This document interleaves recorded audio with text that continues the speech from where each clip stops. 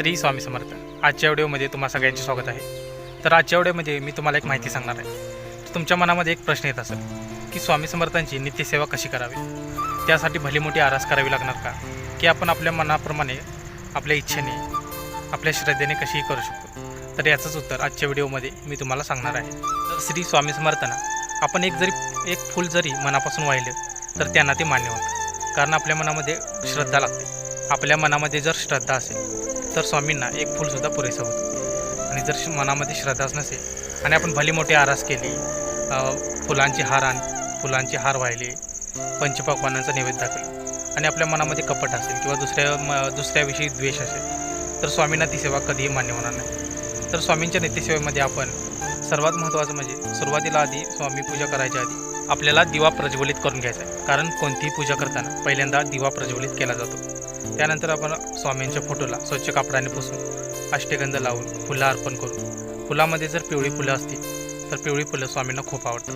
पिवळ्या रंगाचे पदार्थ, मिठाई किंवा पिवळ्या रंगाची फुलं, वस्त्र हे स्वामींना खूप आवडतात. त्यामुळे जर पिवळ्या रंगाची फुले तुमच्याकडे असतील तर तुम्ही ती अर्पण करू शकता. आणि जरी नसतील तरी पण कोणतीही फुल तुमच्याकडे असेल तर ते तुम्ही अर्पण करू शकता. स्वामींच्या सेवेमध्ये असं काय नाही की हेच फुल दिलं पाहिजे किंवा हाच नैवेद्य दाखवला पाहिजे. तुमची जर श्रद्धा असेल, तुमच्या मनापासून तुम्ही जर स्वामींचं नामस्मरण करत असाल तर स्वामींना कोणतंही फूल किंवा कोणताही नैवेद्य चालतो. स्वामींच्या समोर दिवा प्रज्वलित केल्यानंतर आपण स्वामींचं नामस्मरण करायचं आहे. तुम्हाला जर शक्य असेल तर 108 वेळा 11 माळी जप करायचा आहे. आणि जर तुम्हाला ते शक्य नसेल तर फक्त 21 वेळा मनापासून श्रद्धेने तुम्ही स्वामींचं नामस्मरण करायचं आहे. किंवा तुम्हाला जमेल तितके वेळा श्री स्वामी समर्थ या नामाचा जप करायचा आहे. आणि त्यानंतर धूप, दीप, अगरबत्ती ओवाळून तुम्ही जे तुमच्यासाठी जेवण बनवलं आहे त्याचाच नैवेद्य दाखवला तरी चालतो. पण नैवेद्य दाखवताना त्यामध्ये तुळशीचे एखादं पान नक्की ठेवा.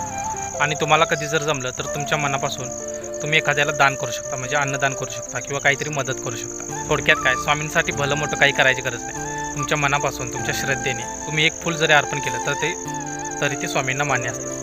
आणि तुम्ही इतरांना मदत केलेली ही स्वामींना खूप आवडते.